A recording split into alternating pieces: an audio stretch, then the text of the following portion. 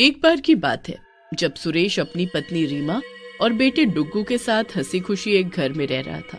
सुरेश अच्छी खासी नौकरी करता था और उसका बेटा भी एक अच्छे स्कूल में पढ़ता था। सब कुछ अच्छा चल रहा था, पर फिर एक दिन अचानक सुरेश का ट्रांसफर दूसरी जगह हो जाता है। सबको नया घर बड़ा ही पसंद आता है। सब लोग सारा सामान लगाकर सो जाते हैं।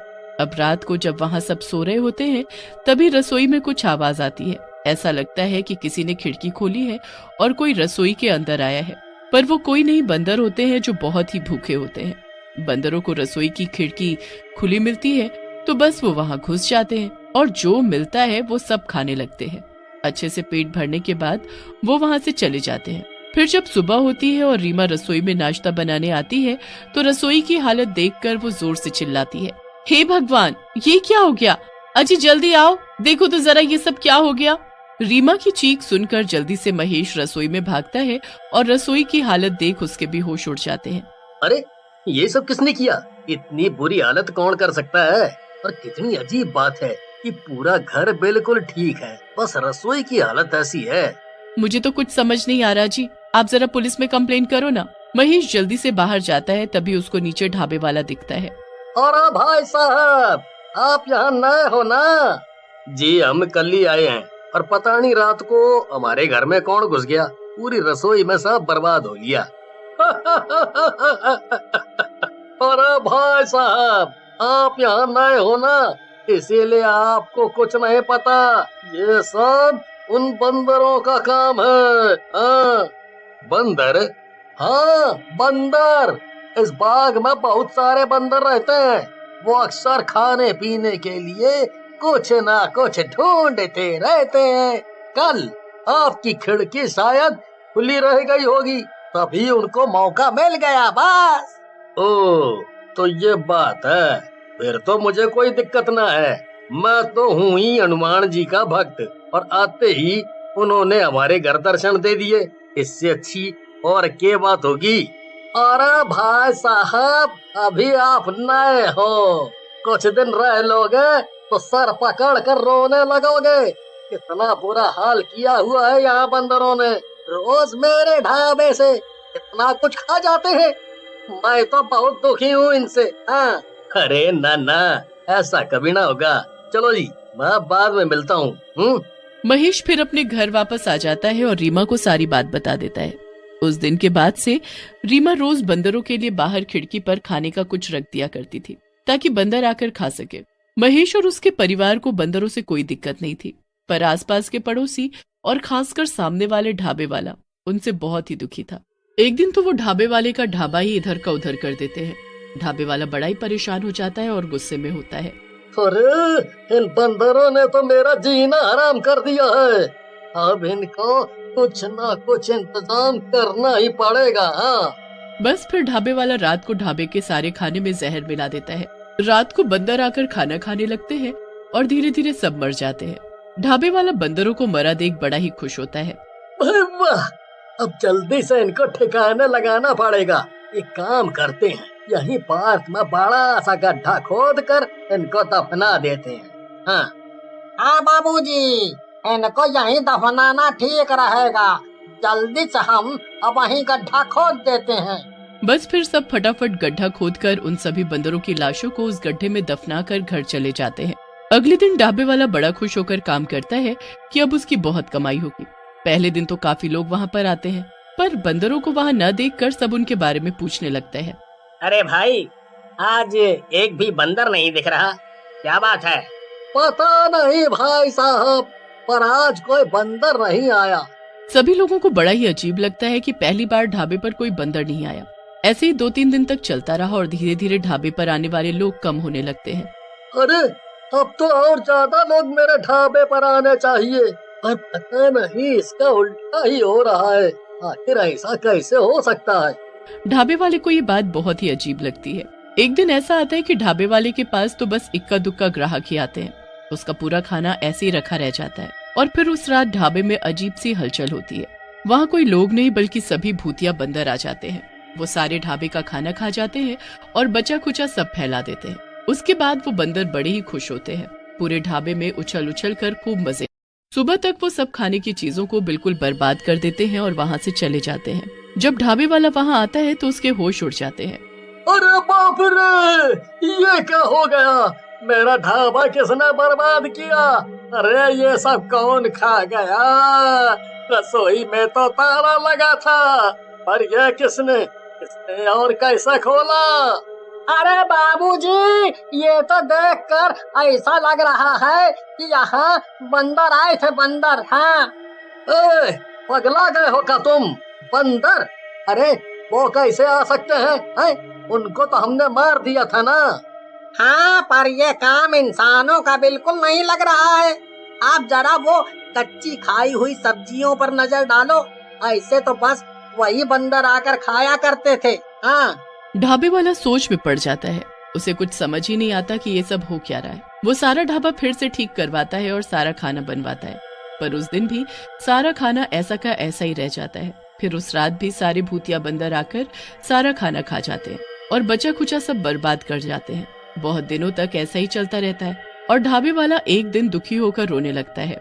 तभी वहाँ से महेश गुजरता हुआ जाता है और उस ढाबे वाले को रोता देखकर उससे पूछने लगता है, अरे क्या हुआ भाई साहब, आप रो क्यों रहे हो? अब क्या बताऊं मैं आपको, जब से वो बंदर गायब हुए हैं तब से मेरे ढाबे पर ग्राहक आना भी कम हो गए हैं। अब तो रोज सारा का सारा खाना बच जाता है, पर जब सुबह आता हूँ तो सब खाना खत्म मिलता है और सब बिखरा हुआ होता है। अरे भाई, आपने तो बोला था यहाँ बंदर हैं। तो बस वही आ गए होंगे।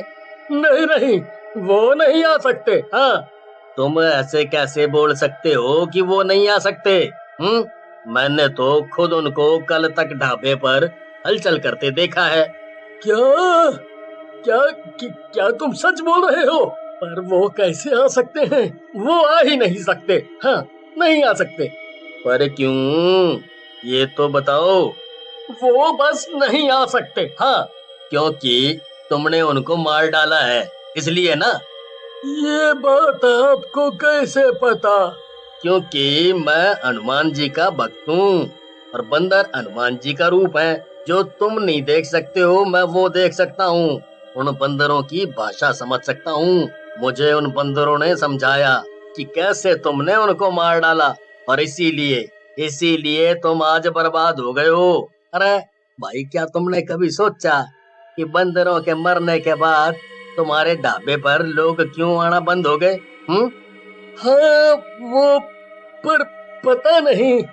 क्योंकि उन बंदरों के नसीब से तुम्हारा ढाबा चल रहा था। वो बंदर लोगों की थाली से खा जाते थे, पर कभी कोई ग्राहक उनसे परेशान नहीं हुआ, बल्कि लोग फालतू खाना लेते थे ताकि वो उन बंदरों को खिला सकें। जब उन बंदरों ने आना बंद कर दिया तो उन लोगों ने भी आना बंद कर दिया। वो लोग इसी ढाबे पर आखिर क्यों आते थे? क्योंकि ये ढाबा सबसे अलग था, वो भी उन बंदरों की वजह से।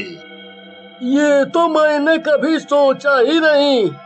उन बंदरों के होते सब अच्छा था और उनके मरते ही सब बर्बाद हो गया, सब बर्बाद हो गया। महेश वहाँ से चला जाता है और ढाबे वाला बस सोचता रह जाता है कि वो आखिर करे तो क्या करे। फिर उसके चेहरे पर हल्की सी मुस्कुराहट आती है। फिर वो अगले दिन ढेर सारा खाना बनवाता है और ऐसे ही खुला छोड़कर चला जाता है।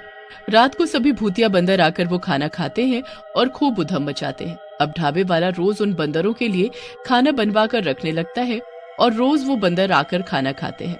ऐसा करते करते ढाबे वाला बहुत गरीब हो जाता है और उसका सब कुछ बिक जाता है, पर वो बंदरों के लिए खाना रखना नहीं छोड़ता। ये सब देख बंदरों को एक दिन उस पर तरस आ ही जाता है और वो एक दिन उसको दिखने लगते हैं। भूतिया बंदर उसके सर पर हाथ रखते हैं और उसे माफ कर देते हैं। उसके बाद वो वहाँ से गायब हो जाते हैं। अगले दिन ढाबे वाला जैसे तैसे करके फिर से खाना बनाता है और वहाँ से जाने ही लगता है कि वहाँ एक छोटा सा बंदर का बच्चा आता है। ढाबे वाला उसको देख खुशी से उसे देखने लगता है। उस बच्चे को देख वापस ढाबे पर लोग आने लगते हैं। उस बच्चे के कारण वो ढाबा फिर से चल पड़ता है और सब कुछ पहले जैसा हो जाता है। एक शहर में एक परिवार रहता था। उस परिवार में रवि और उसकी पत्नी राधा रहते थे।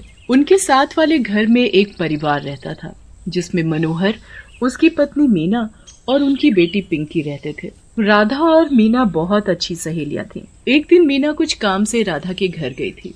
वहीं पर पिंकी भी खेल रही थी। अरे राधा, अगले हफ्ते मेरे साथ बाजार चलियो, मुझे कुछ सामान लाना है। अरे मैं तो चल लेती, पर अगले हफ्ते मेरे भतीजे की शादी है गांव में। अच्छा, तुम्हारा भतीजा इतना बड़ा भी हो गया क्या? छोटा सा देखा था जब ये आया था। खैर चलो, मैं अकेली ही चली जाऊंगी बाजार। अरे ऐसे कैसे चली जाएगी अकेले? शादी में तुम लोगों को भी बुलाए है। मैं आज तुम्हारे घर बोलने ही आने वाली थी।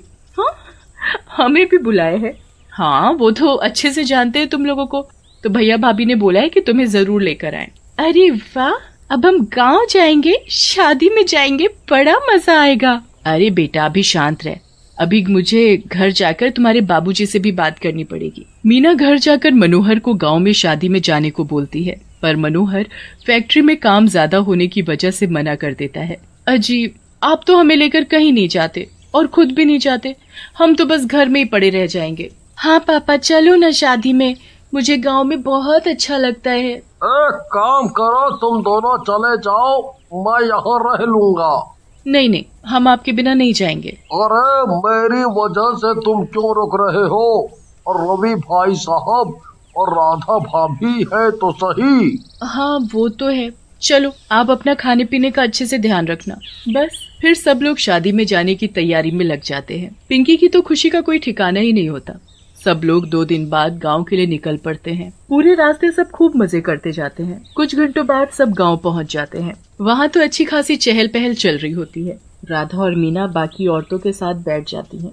रवि भी शादी के कामों में लग जाता है। मम्मी मम्मी, मैं क्या करूँ, किसके साथ खेलूं? अरे बेटा देखो बाहर कितने बच्चे खेल रहे हैं, जाओ उनके साथ खेल लो। अरे छोटू इधर आ, ये है पिंकी और ये हमारी मेहमान है, तो जा इसको अपने सारे दोस्तों से मिलवा और सब साथ में खेलो। ठीक है बुआ जी। छोटू पिंकी को अपने साथ ले जाता है और बाहर सारे दोस्तों से मिलवाता है। चलो पिंकी, तुम्हें मैं अपने बगीचे में लेकर चलता हूँ। मेरे बाबूजी के वहाँ बहुत बड़े बड़े खेत और बगीचे हैं, तुम्हें वहाँ बहुत मजा आएगा। हाँ हाँ क्यों नहीं, जल्दी चलो। छोटू पिंकी को पहले पूरा गांव घुमाता है और फिर उसको अपना बगीचा दिखाने ले जाता है। उस बगीचे में एक बहुत बड़ा आम का पेड़ होता है जिस पर बहुत बड़े बड़े आम लग रहे होते हैं। अरे छोटू वो देखो ना, कितने बड़े बड़े आम, इनको देखकर तो मेरे मुंह में पानी ही आ गया, मुझे ये खाने हैं। खाने तो मुझे भी है, पर हम बहुत छोटे हैं, इसलिए हम इनको तोड़ नहीं पाएंगे। एक काम करते हैं, हम वहाँ से कुछ पत्थर लेकर आते हैं और उनसे इनामों को तोड़ने की कोशिश करते हैं। हाँ, ये तो अच्छा तरीका है। दोनों बच्चे मोटे मोटे पत्थर इकट्ठे करके ले आते हैं। उसके बाद वो एक एक करके उन्हें आम के ऊपर मार कर आम तोड़ने की कोशिश करते हैं। वो बच्चे इस बात से बिल्कुल अनजान होते हैं कि उस आम के पेड़ पर एक भूत रहता है। वो भूत उस वक्त पेड़ पर आराम से सो रहा होता है, पर जब अचानक एक पत्थर उसके मुंह पर आकर लगता है तो वो गुस्से से तिलमिलाकर उठ जाता है। किसने मुझे मारा? किसकी इतनी हिम्मत हो गई जो मुझे मार सके? लगता है आज किसी की मौत आई है। भूत गुस्से में इधर उधर देखने लगता है कि उसे आखिर किसने पत्थर मारा, और तभी उसकी नजर पिंकी पर जाती है। पिंकी के हाथ में मोटे मोटे पत्थर होते हैं जिनसे वो आम तोड़ने की कोशिश कर रही होती है। भूत का सारा गुस्सा पिंकी को देखकर खत्म हो जाता है। अच्छा, तो इस बच्ची ने मुझे पत्थर मारा है। कैसे आम तोड़ने की कोशिश कर रही है? एक काम करता हूँ, मैं ही इस बच्ची की मदद कर देता हूँ। भूत पेड़ में छुपा हुआ ही आम तोड़कर नीचे गिराने लगता है। जैसे ही पिंकी उस आम के पेड़ से आम गिरते हुए देखती है तो खुशी से उछलने लगती है। ये देखो आम, देखो छोटू, मैंने इतनी तेज पत्थर मारा कि एक बार में इतने सारे आम टूटकर गिर पड़े। आज नहीं पिंकी, आज माँ ने जाने को मना किया है। आज शादी की कोई रस्म है, इसीलिए माँ ने मुझे यहीं रुकने को कहा है। हाँ, बिल्कुल सही कहा तुमने। दोनों बच्चे सारे आम जमीन से उठाकर घर ले जाते हैं। घर जाकर वो मजे से मीठे मीठे आमों का स्वाद लेते हैं। आम इतने मीठे होते हैं कि दोनों बच्चे पेट भर कर। अब अगले दिन पिंकी दूसरे बच्चों से जाकर पूछती है कि कोई उसके साथ बगीचे में चल ले, पर कोई भी बच्चा पिंकी के साथ बगीचे में जाने को तैयार नहीं होता। हार कर पिंकी अकेले ही बगीचे में पहुंच जाती है। वहां जाकर वो उसी आम के पेड़ के नीचे जाकर खड़ी हो जाती है और उस पर लगे मोटे मोटे आमों को देखने लगती है। उसके बाद वो कुछ बड़े बड़े पत्थर ढूंढ कर लाती है और उनसे आम तोड़ने की कोशिश करती है। एक पत्थर फिर से उस भूत को जा लगता है वो बच्ची फिर से आम तोड़ने आई है। भूत फिर से कुछ आम तोड़कर नीचे गिरा देता है। पिंकी को लगता है कि उसने आम के पेड़ से आम तोड़े हैं। वो फिर से बहुत खुश हो जाती है। जमीन पर पड़े सारे आम इकट्ठा करना शुरू कर देती है। इस लड़की को आम कितने पसंद हैं। रोज ये इतने सारे आम लेकर जाती है। समझ नहीं आता ये इतने आम कैसे खा लेती है। धीरे धीरे काफी दिन गुजर जाते हैं।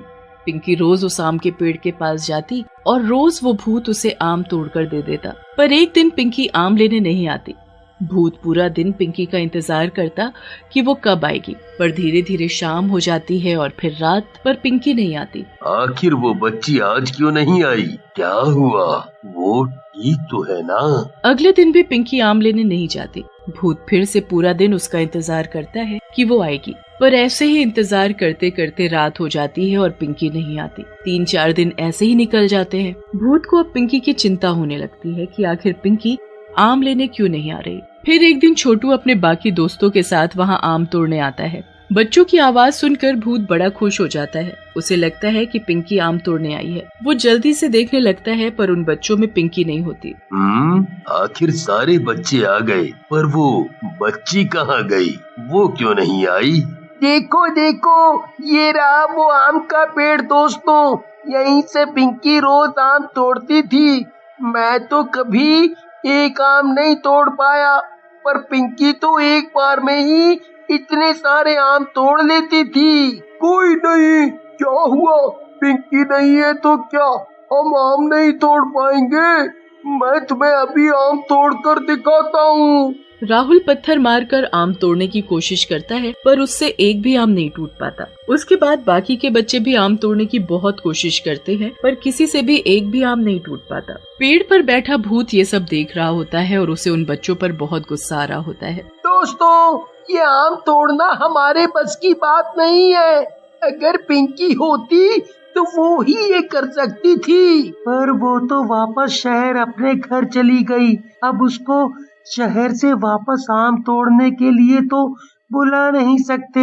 रिंकू की ये बात सुनकर भूत को समझ में आ जाता है कि पिंकी शहर से आई थी और वापस शहर चली गई। अब उस भूत को बहुत ही बुरा लगता है और उसे गुस्सा भी आने लगता है। वो अपना गुस्सा बाकी बच्चों पर निकालने लगता है। वो आम तोड़कर देने की बजाय उन बच्चों के सामने आकर खड़ा हो जाता है। भूत को देखकर बच्चों की हालत खराब हो जाती है। वो तो डर के मारे कांपने लगते हैं। तुम्हारी इतनी हिम्मत कि तुम इस पेड़ को हाथ लगाओ। ये मेरा पेड़ है और मेरा घर है। इसके एक एक काम पर बस पिंकी का हक है। पर अगर तुमने इनको तोड़ने की कोशिश की तो मैं तुम सबको मार डालूंगा। भूत की ये बात सुनकर बच्चे उल्टे पांव वहाँ से भागते हैं। वो मिट्टी और कीचड़ से होते हुए सीधा घर जाकर ही सांस लेते हैं। उनकी हालत देखकर उनके माँ बाप उनसे पूछते हैं कि क्या हुआ, तो बच्चों की बात सुनकर तो किसी को यकीन ही नहीं होता। आम के पेड़ पर भूत है? मैं तो हमेशा उस बगीचे में काम करता हूँ, पर कभी मुझे ऐसा एहसास नहीं हुआ। पर पापा, मैं सच बोल रहा हूँ। वो भूत ही पिंकी को रोज आम तोड़ कर देता था। वो बोल रहा था कि आम के पेड़ पर बस पिंकी का हक था और उसने हम बच्चों को आम ना तोड़ने की धमकी दी थी। अगर हम वहाँ गए तो वो हमें मार डालेगा। ये बात जैसे ही सब बच्चों के माँ बाप को पता चलती है तो उन्हें अपने बच्चों की चिंता होने लगती है। वो सब मिलकर पंडित जी के पास जाते हैं। पंडित जी उन्हें एक लंबा सा धागा पढ़कर देते हैं और उस धागे को आम के चारों ओर 7 बार घुमाकर बांधने को बोलते हैं। वो उस धागे को लेते हैं और आम के चारों ओर 7 बार घुमाकर बांध देते हैं। उस धागे के साथ वो भूत भी उस पेड़ से बंध जाता है और कभी नीचे नहीं उतर पाता। उसके बाद वो भूत दूर से ही उन बच्चों को देखता रहता। धीरे धीरे एक दिन उस भूत को खुद एहसास हो जाता है कि उसने उन बच्चों को डराकर उनके साथ गलत किया। उसके बाद वो भूत रोज उन बच्चों को आम तोड़ कर देता और बच्चे खूब आम खाते।